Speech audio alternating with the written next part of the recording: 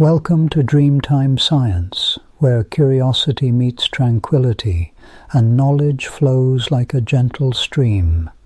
Here we explore the wonders of our universe at a pace that soothes the mind. You know what's fascinating? I've been thinking about how the colors we see around us, like the deep blue of the sky or the rich red of autumn leaves, actually come from tiny, invisible interactions at the molecular level. There's something remarkable about how chemistry paints our world, and tonight I can't wait to share how those little particles decide what colors we get to enjoy every day. It's like discovering the secret recipe behind nature's beautiful palette. Should these dreamy explorations accompany your journey to sleep, a gentle like or subscription would be deeply appreciated. What questions about our universe keep you wonderfully curious? Take this moment to settle in, wrap yourself in comfort, release the day's weight from your shoulders, and let your breath become as gentle as starlight. In the hush of twilight, when the world's edges soften and color seems to pool in the air, our minds drift toward wonder. Perhaps you recall from childhood or some half-remembered dream the first time you saw a rainbow arcing across a storm-cleared sky, its colors vivid as a box of crayons, yet more ethereal, more fleeting. Or maybe you remember Dorothy's cautious steps onto the yellow brick road, her slippers gleaming an impossible red, or the otherworldly blue of the Na'vi in distant Pandora's alien forests. These images linger, not just for their story or spectacle, but for the way color stirs something deep within us, a mixture of curiosity, delight, and mystery. What is this rainbow connection, this bridge between the tangible and the fantastical? Why do colors so effortlessly evoke memories, moods, and myths? Why do the red of a rose, the green of an emerald, or the violet of a dusk sky seem to hold secrets just beyond reach? And beneath all these associations, what is the true nature of color itself? Tonight, as the world grows quiet, let us begin to unravel that prismatic thread tugging gently at the tapestry of both legend and physics. The story of color begins, as so many do, in darkness. For in the absence of light, there is no color, only the silent potential for it. But with the dawn, with the flick of a filament or the spark of a distant star, photons come tumbling forth, carrying with them the promise of every shade imaginable. Culturally, color is as old as human imagination. Ancient cave dwellers ground ochre and charcoal to bring animals and spirits to life on stone walls, while civilizations from Egypt to China assigned profound meanings to hues, red for life and power, blue for immortality and the divine, green for fertility and renewal. In stories, color is always more than a surface. It is a signifier, a metaphor, a coded language for the heart and mind. Think of the ruby red slippers shimmering with the potential of home and hope, or the haunting blue of the Na'vi, a signal of otherness and a deep bond with nature. Science fiction, too, trades in the currency of color. Alien worlds are painted in strange palettes, their skies greenish or their flora iridescent, to signal to us that these places are not ours, that their physics, their chemistry, their very light might be different. Consider the luminous bioluminescence of Pandora, or the silvery gleam of robots that reflect not just light, but the hopes and anxieties of their makers. But to understand why an object appears the color it does, why Dorothy's slippers dazzle scarlet, or why a stop sign commands attention with its vermilion glare, we must turn from myth to the quiet, intricate dance of light and matter. Light, as you know, is a form of electromagnetic radiation, but our eyes are tuned to only a narrow sliver of this vast spectrum, the visible range stretching from the deep violets at about 400 nanometers to the rich reds at about 700 nanometers. Each wavelength in this band corresponds to a different color, though the boundaries are not as fixed as we might imagine. Where does red end and orange begin, or blue shade into indigo? Nature draws no hard lines. The childhood mnemonic, roygbiv, attempts to order these hues: red, orange, yellow, green, blue, indigo, violet. Isaac Newton, peering through a prism in his dim study, first separated sunlight into this spectrum, believing, perhaps with a touch of numerological whimsy, that there should be 7 colors to match the musical scale. But the rainbow's true gradation is smooth, a continuous blending from one to the next. Still, roygbiv endures, a handy handle for our memory, if not for the light itself. When sunlight passes through a prism or through the myriad droplets of a rain-washed sky, it bends. This bending, refraction, is not uniform for all wavelengths. Shorter wavelengths, the violets and blues, are slowed and bent more than longer wavelengths, the reds and oranges. The result is separation, a fan of colors, each one marching out in sequence, each the visible trace of a different energy. But why, you might ask, do objects possess color at all? Why does a leaf appear green, or a fire truck red, or a sapphire blue? The answer lies in the way matter and light interact. When photons strike an object's surface, some are absorbed, their energy dissipated as heat or used to drive chemical reactions. Others are reflected or scattered, bouncing away toward our eyes. The color we perceive is the sum of those photons that survive this gauntlet and reach us. Take, for example, the humble apple. It appears red because pigments in its skin, chiefly anthocyanins, absorb most wavelengths of visible light except those in the red range. These red photons bounce back, entering our eyes and striking the photoreceptor cells in our retinas. Our brains, marvelously adept at pattern recognition, interpret this particular blend of light as red. But not all color comes from pigments alone. Consider the vivid blue of a morpho butterfly's wings, or the iridescent shimmer of a peacock's tail. Here, color is born from structure, not substance. Tiny ridges and layers, spaced just so, interfere with incoming light waves, amplifying some colors while cancelling others, a phenomenon known as structural coloration. Unlike pigment, which can fade or bleach, these colors endure as long as the microstructure remains intact. The question deepens when we consider the world of fiction and artifice. Why, for instance, are Dorothy's slippers red? In L. Frank Baum's original books they were silver, a choice made symbolic by the politics of the day.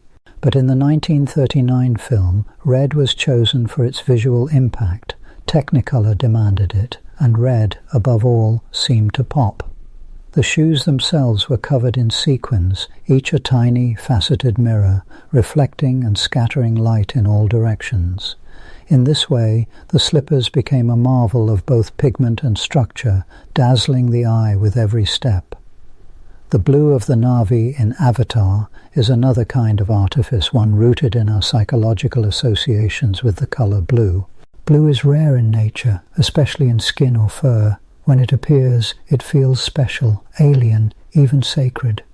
To create the Na'vi's hue, artists combined digital paint with careful lighting, layering shades to mimic the subtle interplay of real skin and the otherworldly glow of bioluminescence. The result is a blue that feels both believable and utterly foreign, a testament to our brain's ability to read color as both fact and symbol. Across cultures and centuries, color has carried weight far beyond its physical origins. Red, for instance, is linked to blood and fire, to passion and warning, to celebration and danger. Blue is the color of water and sky, of tranquility and distance, of sadness and the infinite. Green, the color of chlorophyll, signals life and renewal, but also envy or inexperience. Yellow is sunlight and gold, joy and caution. Violet, rare and regal, has often been reserved for royalty or magic. Even black and white, which seem to stand outside the rainbow's arc, have their own stories. Black absorbs all visible wavelengths, drinking in light and warmth. White reflects them all, scattering photons in every direction. Our eyes, remarkable organs, contain 3 types of cone cells, each sensitive to a different band of wavelengths. One peaks in the red, another in the green, the third in the blue. By comparing the signals from these cells, our brains reconstruct the world in color, a continuous, shifting map of energy and matter. But our perception is not perfect. Some people are colorblind, missing one or more types of cones, and so see the world in a different palette. Others can see colors invisible to most. Women with a 4th type of cone, for example, may perceive shades the rest of us cannot even name. Even for those with normal vision, color is a negotiation between light, object, and observer, a dance, not a fixed truth. Consider now the curious phenomenon of metamerism. 2 objects may appear identical in color under one light, yet utterly different under another. A dress that seems blue in sunlight might turn grey under a fluorescent lamp. This is because the light sources themselves have different spectra, different distributions of energy at each wavelength. Our eyes, ever adaptable, try to correct for these shifts, but the illusion is never perfect. The rainbow, so often invoked as a symbol of unity or promise, is in fact a celebration of difference. Each droplet in a rainstorm refracts and reflects light at a precise angle, sending each color off on its own trajectory. To see a rainbow, you must stand in just the right spot, with your back to the sun and your gaze turned toward the lingering rain. No 2 people see quite the same rainbow. Its colors are real, and yet not, an intersection of optics, geometry, and perspective. And so when we marvel at the color of a gemstone, or the flash of a neon sign, or the strange hues of a science fiction world, we are witnessing the result of countless interactions. Photons born in the heart of a star, sped across the void, bending and scattering through the air, absorbed and re-emitted by molecules, reflected from surfaces rough or smooth, and finally captured by our eyes and interpreted by our minds. Each color, then, is both a physical fact and a personal experience, an interface between the world and the self. The mythic and the material intertwine. The ruby-red slippers glint with the promise of home, but their glow is the work of physics. Red photons reflected, sequins scattering the light, the eye and brain decoding the signal. The blue beings of Pandora are both a metaphor for otherness and a triumph of digital artistry, built from the same principles of light absorption, scattering, and perception. Yet for all our scientific understanding, color retains its magic. No formula can fully capture the feeling of seeing a rainbow after rain, or the way a sunset seems to set the sky ablaze, or the quiet certainty of a forest's green. The science explains how, but not why we care. In the next moments of our journey, we will venture deeper into the mechanics of this dance, into the ways that molecules shape the spectrum and how the world's palette is painted by the chemistry of life and the physics of light. But for now, let us linger at the edge of the rainbow, feeling both the weight of centuries of myth and the clarity of modern science, content for a moment to simply wonder at the bridge between the seen and the unseen, the imagined and the real. The dance of light and matter continues, and with it the endless unfolding of color's story. Beneath the surface of what we call color, there stirs a world stranger and more intricate than pigments alone could ever disclose. The story of color is far older than paint, richer than the swirling hues of any artist's palette. It is woven into the feathers of birds, the wings of butterflies, and even the ripening skins of berries, each a testament to nature's deeper mastery. Tonight, as you settle into the hush of the evening, let your thoughts drift beyond the familiar band of the rainbow and slip quietly into the realms where color is conjured, not mixed, where it dances on the edge of light itself. In the tranquil hours before dawn, imagine a peacock pausing in the garden's dimness. Its feathers, even in shadow, hint at an impossible sheen, a blue so electric, so luminously alive, it seems to pulse with its own secret fire. This blue is not born of any dye, nor ground from any mineral. Instead, it is summoned forth by the feather's very architecture. Peer closer with the mind's microscope, and you will find that the glorious blue of the peacock is not, in a strict sense, a colour at all, not as paint or pigment would define it. Rather, it is a marvel of structure, an array of microscopic platelets, stacked and spaced with uncanny precision, just so. These tiny layers, made of keratin, the same material as fingernails, are only a few hundred nanometers thick. Here, at this scale, light ceases to behave as a simple stream of rays. It becomes a restless wave, easily teased and split. As sunlight falls across the feather, some rays pass straight through, unimpeded. Others, however, bounce from one layer to the next, their paths lengthening by fractions of a wavelength before they rejoin those that came directly. If the distance between layers matches just the right multiple of the wavelength of blue light, something astonishing happens.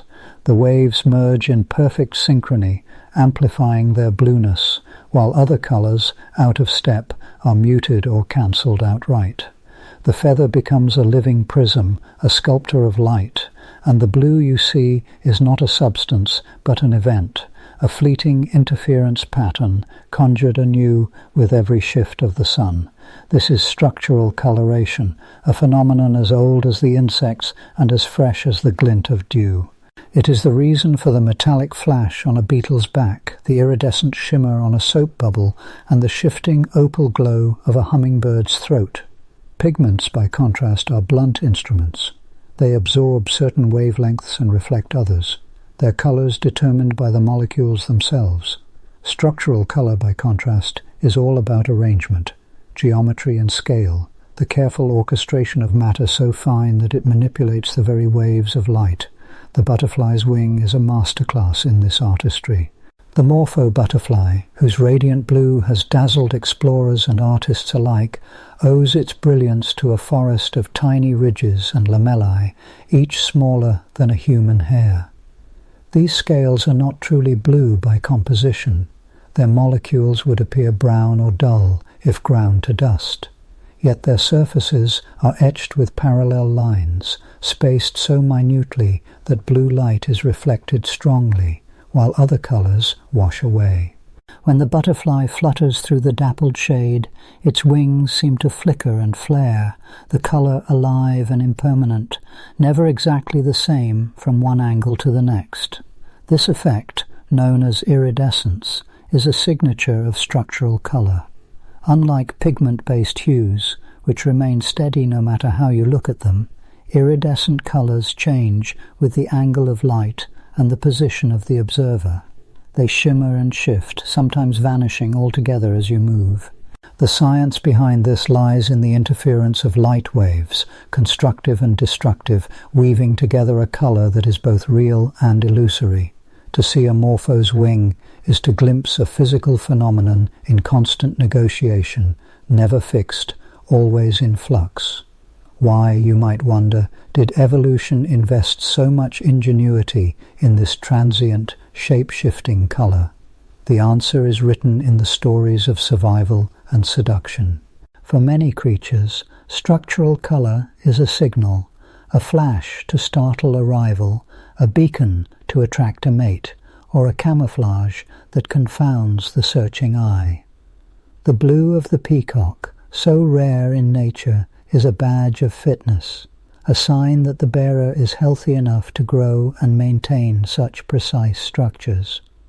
To the peahen, it is not merely beautiful, it is evidence of genetic excellence, encoded not in pigment, but in architecture. Yet, not all colours in the living world are so easily replicated by human hands. Consider for a moment the blues and purples that appear in certain berries, juniper, elderberry, and the fabled indigo hues of the marbleberry, Pollia condensata. Unlike the peacock or morpho, whose colors arise from surface structures, these fruits achieve their vibrant shades through a curious blend, sometimes with pigments, often with microscopic layers and spirals of cellulose, twisting and stacking within the skin. The marbleberry is perhaps the most extraordinary example. Its blue is so intense, so piercingly bright, that it outshines even the famous blue morpho. Under the microscope, the berry's skin reveals a latticework of cellulose fibers arranged in such a way that they reflect and scatter blue light with remarkable efficiency. The result is a blue more saturated than any pigment found in nature, so pure that if you were to grind the berry to powder, the color would vanish. It is not held in the substance of the berry, but in the order of its surface, a ghost of light conjured by geometry. This structural blue is so elusive that, even with our modern chemistry, we struggle to recreate it. While we have learned to manufacture pigments and dyes in every conceivable shade, the pure, saturated blue of the marble berry remains beyond us, its secret locked in the nanoscale precision of plant tissue. Our synthetic blues, like those of indigo or ultramarine, can approach the hue, but never the metallic, vivid intensity that nature achieves with mere cellulose and light. In this, the marble berry stands as a gentle rebuke to human ingenuity, a reminder that nature's palette extends far beyond the reach of our laboratories and looms. And yet, the science of color is not only a matter of what we can see, but also what we cannot. The visible spectrum, that narrow band from red to violet, is tailored to the peculiarities of the human eye, which employs 3 types of cone cells, each sensitive to a different range of wavelengths. To us, color is a triangle, red, green, and blue, blending to create the world we know. But the animal kingdom is not bound by our limitations. For many creatures, the very edges of the rainbow are only the beginning. Consider the honeybee, darting among the petals in the late afternoon sun. Its eyes, faceted and wide, are tuned not only to the familiar hues, but also to the near ultraviolet, colors invisible to us, yet as real as any blue or green. To the bee, the center of a flower is often ringed with ultraviolet patterns, guiding it like a runway to nectar hidden deep within. These patterns, called nectar guides, are utterly invisible to humans, yet they blaze with significance in the bee's perception. The bee's world is mapped in colors we cannot name. What appears to us as a plain yellow daisy may, to the bee, be painted with concentric circles and radiant streaks. This sensitivity is not a curiosity, but a profound adaptation. It allows the bee to navigate, forage, and communicate with the plants upon which it depends. The story of color, then, is not only about the physics of light, but about the ways in which living beings have evolved to read the world. Other animals push the boundaries of color vision even further. Birds, for instance, are the unrivaled masters of the spectrum. Many species possess 4 types of cone cells, tetrachromatic vision, enabling them to see into the ultraviolet and to distinguish subtle differences between hues that would appear identical to us. The plumage of a starling, the flash on a kingfisher's wing, the patch on a pigeon's neck, all of these are painted with pigments and structures designed to dazzle not the human eye, but the avian gaze. It is humbling to realize that the colors we admire in birds may be but a fraction of their true beauty. The blue throat of a blue tit, for example, is not only a vivid signal to other birds, but also glows with ultraviolet iridescence, invisible to mammals, but blazingly clear to its peers. The world, as seen through a bird's eyes, is layered with additional dimensions of color, an extra richness, a hidden vitality, revealing patterns and contrasts we can scarcely imagine. And then there are those whose eyes contain even more. The mantis shrimp, a small crustacean of the coral reefs, boasts up to 16 types of photoreceptor cells, each tuned to a different slice of the spectrum. Its world is a kaleidoscope beyond human reckoning, polarized light, ultraviolet, and more. Yet paradoxically, the mantis shrimp may not perceive color in the same way we do. Its brain seems to process color differently, perhaps not blending hues, but detecting each as a discrete signal. The very act of seeing color is not a universal experience, but a negotiation between eye and mind, evolution and environment. With this revelation, the notion of color grows ever more fluid. It is not simply a property of the world, but a relationship, a compact between light, surface, and observer. The blue of the sky, the green of the forest, the shimmer of a butterfly's wing, all are real, and yet all depend upon the eye that beholds them. Some colors exist only for some eyes, their reality contingent, fleeting, and mutable. This, perhaps, is why certain colors in nature defy our efforts at imitation. The blues and purples of berries, the iridescence of beetles, the shifting hues of oil on water. These are not merely pigments, but performances, born of the interplay between structure and light, perception and biology. Our dyes and paints, for all their variety, are blunt translations of these subtleties, a language that renders the poetry of nature into prose. And so, as you drift in the quiet of the evening, let your thoughts linger on these deeper complexities.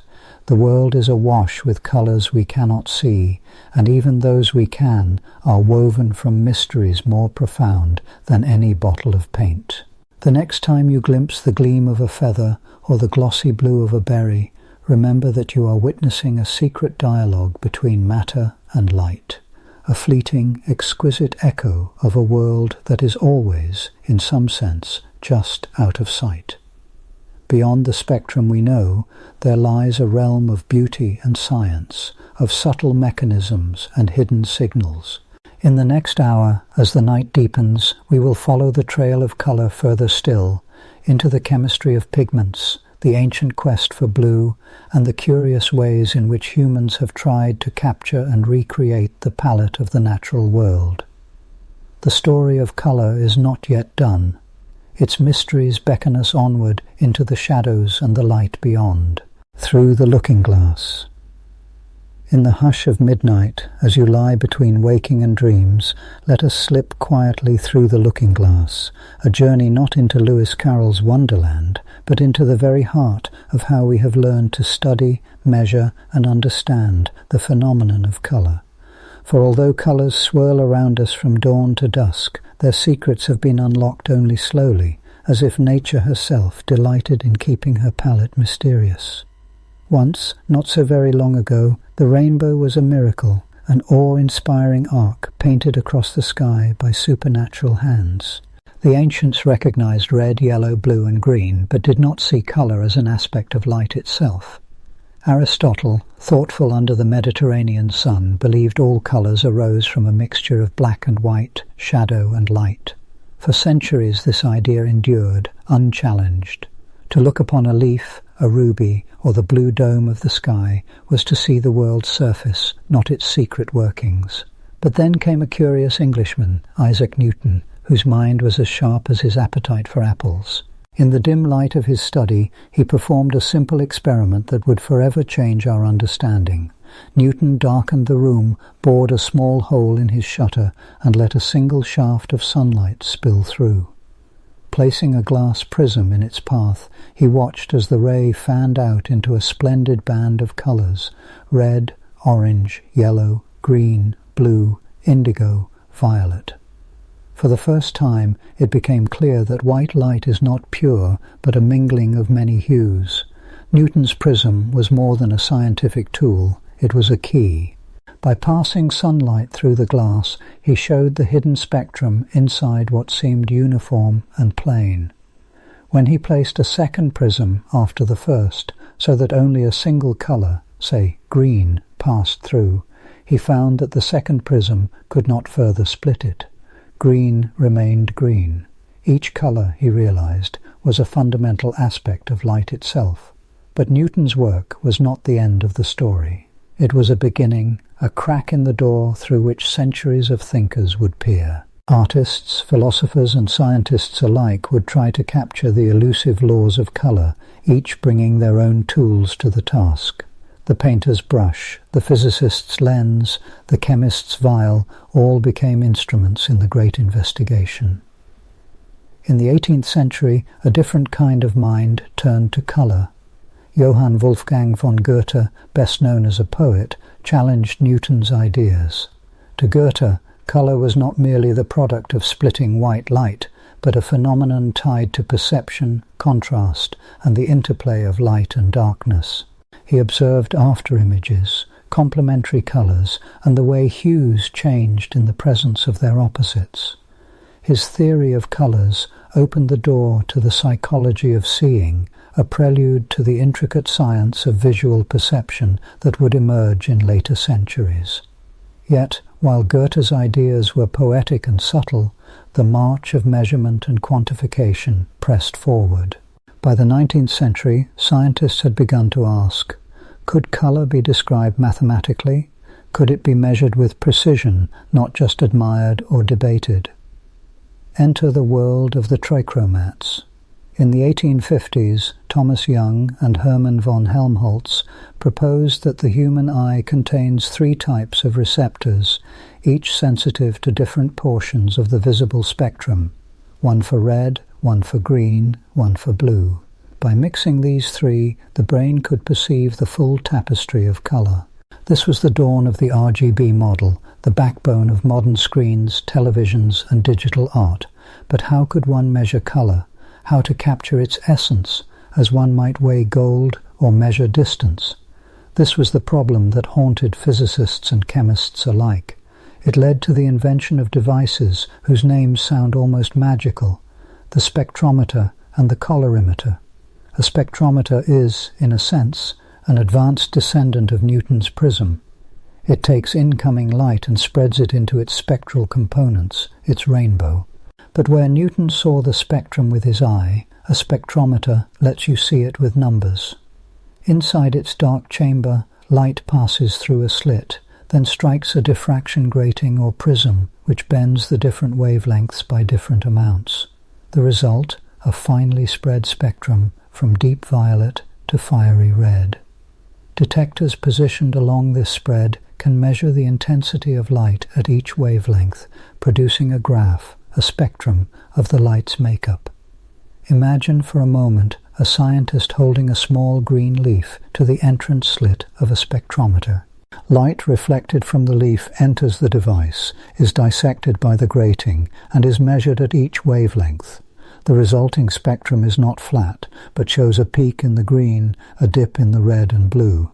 This tells us, with mathematical clarity, why the leaf appears green.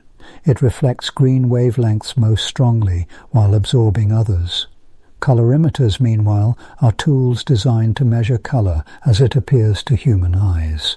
They do not map the full spectrum, but instead simulate the response of our red, green and blue cones. A colorimeter might compare the colour of a sample to a set of standard filters, calculating its position in a colour space, a mathematical map where each point corresponds to a perceptible hue. The most famous of these maps is the CIE chromaticity diagram, devised in 1931. Here, every colour that the average human can perceive is plotted within a horseshoe-shaped curve, with pure spectral colours along the edge and mixtures filling the interior. Such tools are not mere curiosities. They have become essential, hidden allies in the industries that shape our everyday world.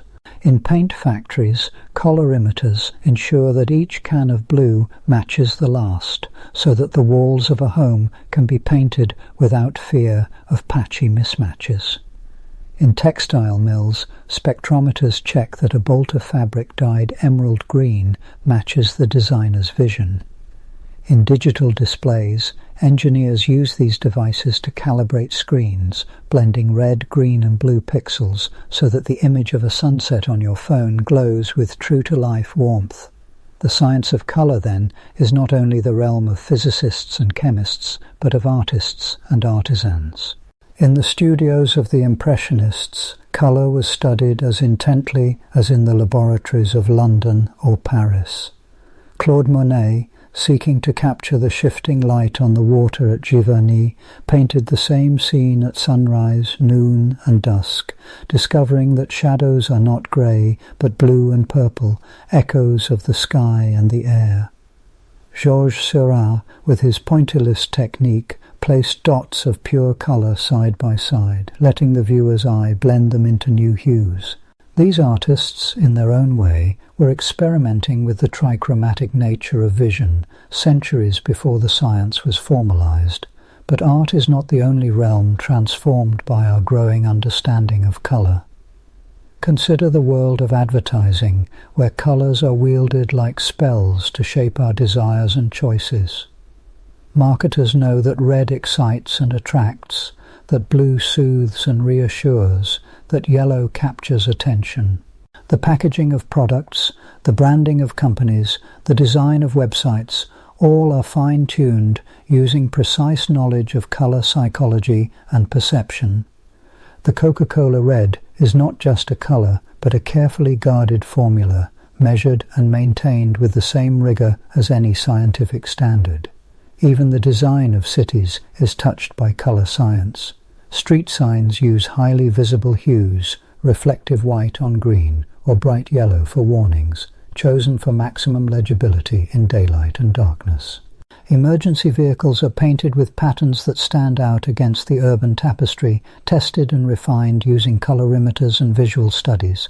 Meanwhile, clever experiments continue to unravel the subtle mysteries of colour. Consider metamerism. Two light sources or objects that appear the same colour to the eye, but have very different spectra. You might hold two samples of paint side by side in your living room, finding them identical under incandescent light, only to see one shift to greenish and the other to bluish under the harsh fluorescence of a supermarket. This effect is not a flaw, but a window into the nature of human perception. Our cones, blending and averaging the spectrum, can be fooled into matching colours that are, by physics, quite distinct. Scientists have devised experiments to probe these effects with great precision. In the classic colour matching experiment, a subject is asked to match a test colour by adjusting the intensity of three primary lights, red, green and blue. The resulting combinations trace out the boundaries of human vision, mapping the limits of what we can perceive. These experiments underpin the RGB model used in televisions and computer screens, where millions of colours are conjured from just three ingredients. But not all experiments require high technology. Some of the most profound insights have come from simple tools and keen observation.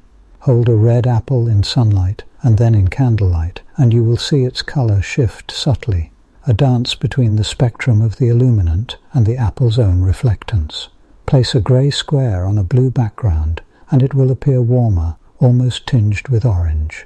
These illusions, known as simultaneous contrast, reveal how context shapes our perception, how the brain interprets not just raw signals from the eye, but their relationships to surrounding hues. The interplay between light, object, and observer is so complex, so delicately balanced, that it continues to perplex and inspire.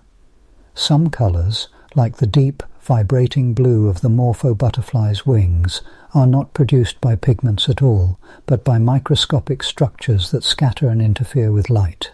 This phenomenon, called structural colour, is now studied with electron microscopes and lasers, revealing a world of shimmering iridescence that once seemed like pure magic. As our tools grow ever more precise, we find new ways to capture and quantify the world's colours. Modern spectrometers can fit in a pocket, taking instant readings of the spectrum from a flower petal or a painted wall. High-speed cameras can dissect the play of light in a raindrop, capturing the birth of a rainbow in slow motion.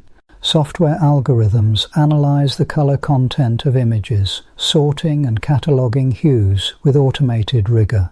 And yet, for all our advances, the experience of color remains deeply personal, rooted in perception, memory, and meaning.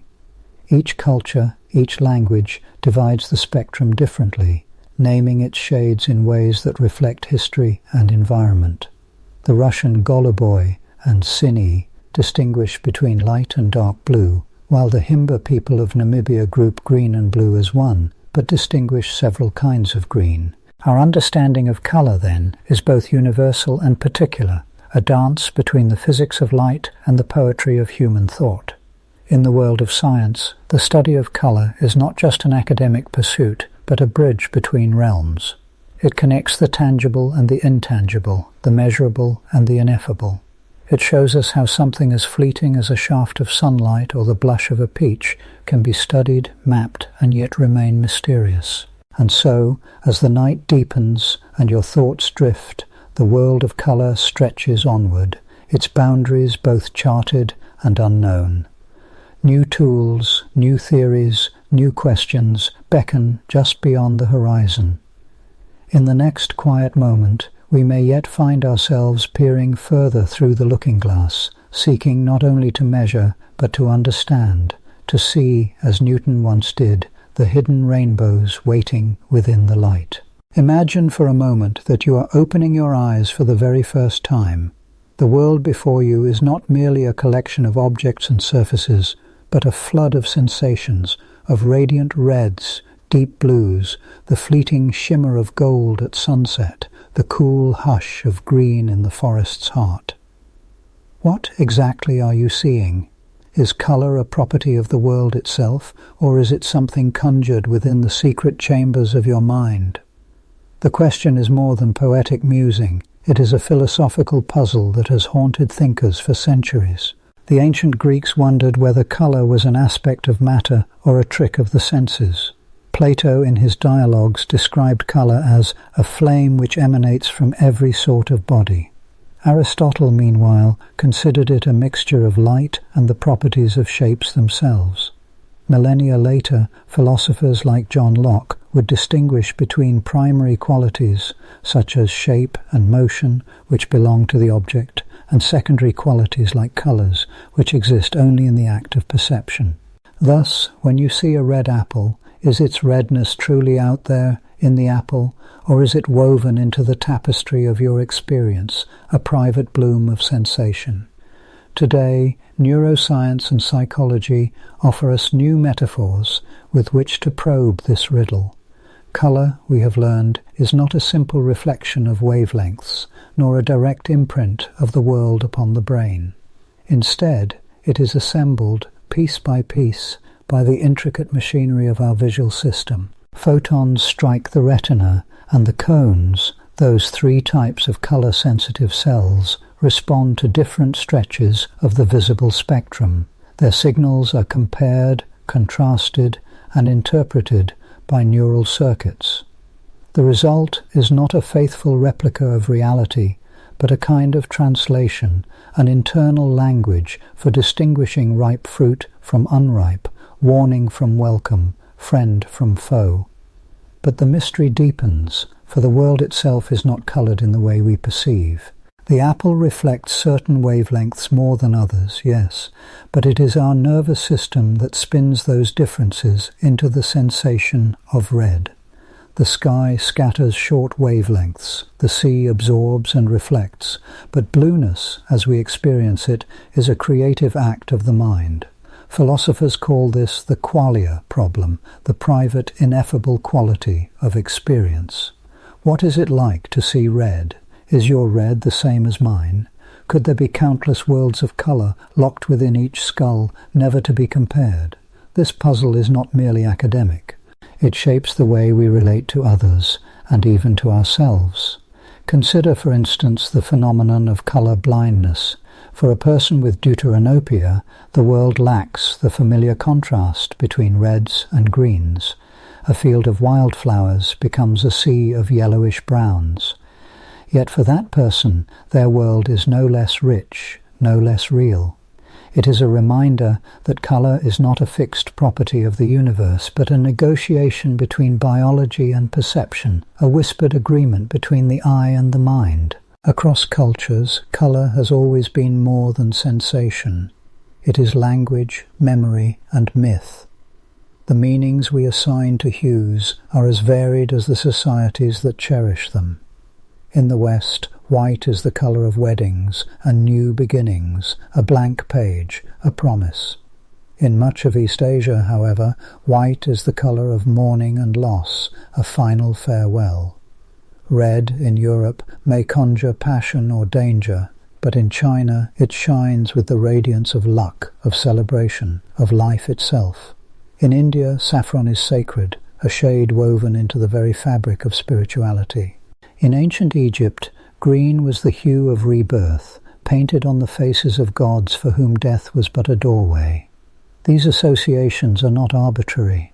They are shaped by history, geography, and the natural world. The blue of lapis lazuli, once more precious than gold, became the colour of royalty, of the divine, because it was so rare. Indigo dye, wrested from plants at great cost, adorned the robes of the powerful. The ochres and carmines of cave paintings spoke of blood, of earth, of the hunt and the hearth. Even today, the colours of flags, of festivals, of sacred rituals are a code as subtle as any language, a shared inheritance passed from hand to hand. Yet colour is not only social, it is deeply, intimately personal. Consider the way a single shade can conjure a memory, vivid and immediate. The green of a childhood lawn, the yellow of a summer dress, the blue of a beloved car, each serves as a portal, a thread that pulls the past into the present. The science of memory tells us that sensory experiences are closely linked to recall, and colour is among the most potent triggers. A whiff of lavender may summon an entire season.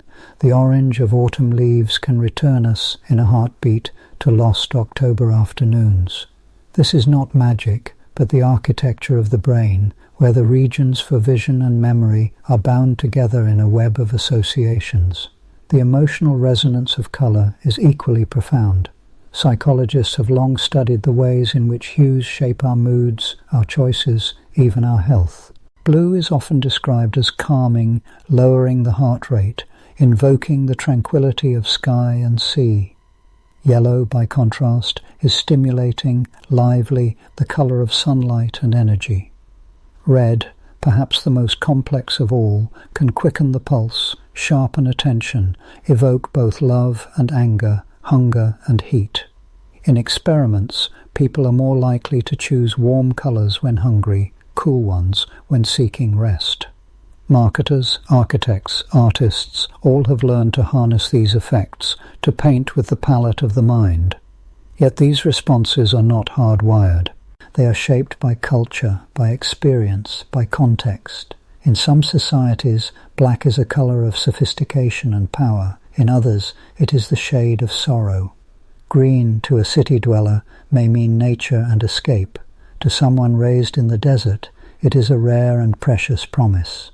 Even the associations we think of as universal, like the link between red and danger, are learned over time, reinforced by signs, stories, and shared experience.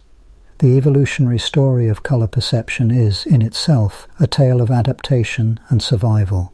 Our distant ancestors, foraging in the dappled light of forests, developed trichromatic vision, 3 kinds of cones, allowing them to distinguish ripe fruit from unripe, tender leaves from tough. Some primates, like lemurs and certain monkeys, have fewer types of cones, while birds and butterflies possess a riot of colour sensitivity, able to see in the ultraviolet. The palette of the animal kingdom is diverse, shaped by the demands of each niche. For humans, the ability to see colour has conferred countless advantages. It has guided us to food, warned us of danger, helped us recognize kin and rival, but it has also enabled us to make art, to adorn our bodies, to invent systems of meaning that transcend the purely practical. The earliest pigments, red ochre, burnt umber, charcoal, were used not only to depict the world, but to reimagine it, to give it new layers of meaning. The cave painter, kneeling in flickering torchlight, was both scientist and shaman, translating the world of sensation into a world of symbols. Yet the story does not end with biology. The act of naming colours is itself a remarkable feat. Not all languages divide the spectrum in the same way. Some, like Russian, make a sharp distinction between light blue, goluboy, and dark blue, sinie, while others, like Himba in Namibia, use fewer terms, grouping shades we might separate. The anthropologist Brent Berlin and linguist Paul Kay, in their famous study, found that languages add colour terms in a predictable order, first black and white, then red, then green and yellow, then blue, then brown, and so on. Yet the boundaries of these categories are fluid, shaped by culture, by environment, by need. This has curious consequences. In one experiment, researchers found that speakers of languages with more words for green could distinguish shades of green more quickly than those with fewer terms. The very act of naming shapes perception. The world, it seems, is coloured by language as much as by light. The philosopher Ludwig Wittgenstein wrote, "The limits of my language mean the limits of my world." In the realm of colour, this is almost literally true. Our experience is bounded, expanded, clarified, or blurred by the words we use to describe it. And yet, for all our science and philosophy, there remains something ineffable about colour. The shimmer of a dragonfly's wing, the iridescence of a soap bubble, the shifting hues of a sunset. These are not merely facts to be catalogued, but experiences to be lived. The painter Wassily Kandinsky spoke of the spiritual vibration of colours, their power to evoke emotions beyond words. The poet Rainer Maria Rilke wrote of the blue hour before dawn, a time when the world is suspended between sleep and waking, when colours seem to pulse with their own secret life. There are mysteries still unsolved. Synesthesia, for instance, the blending of senses, allows some people to hear colours, to taste shapes, to see numbers as shimmering rainbows. For them, the boundaries between sensation are porous, the world a synesthetic tapestry richer than most can imagine. What does it mean to see the letter A as red, or to taste blue as sweet? Is this a glimpse into a more primal mode of perception, one that the rest of us have lost? Then there are those rare individuals who possess tetrachromacy, 4 types of cones rather than 3.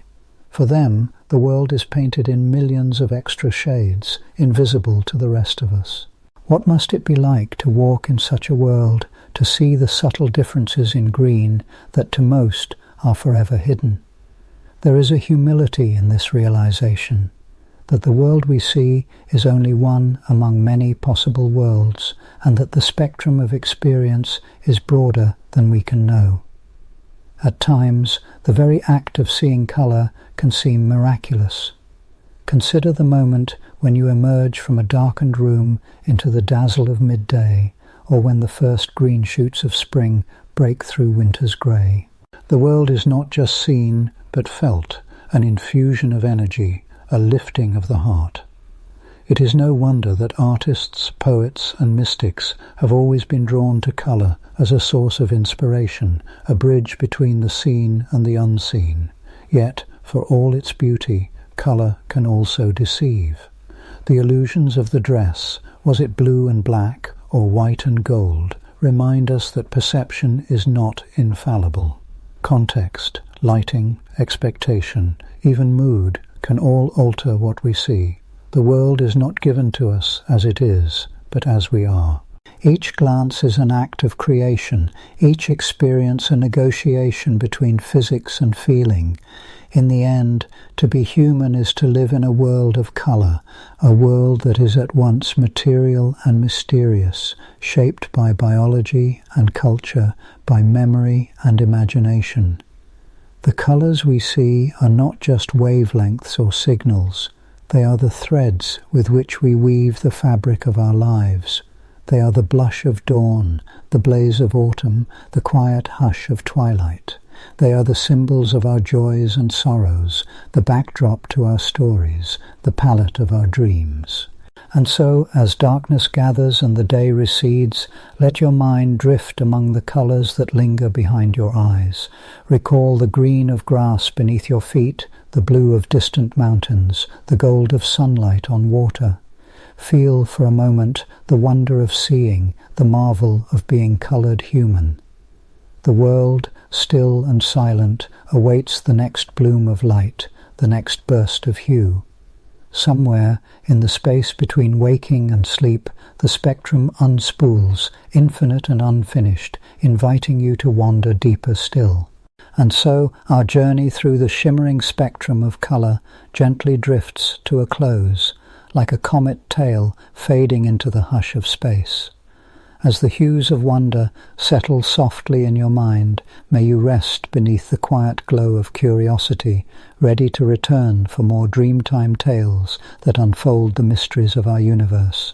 Sleep well, and until next time, let the colours of the cosmos paint your dreams.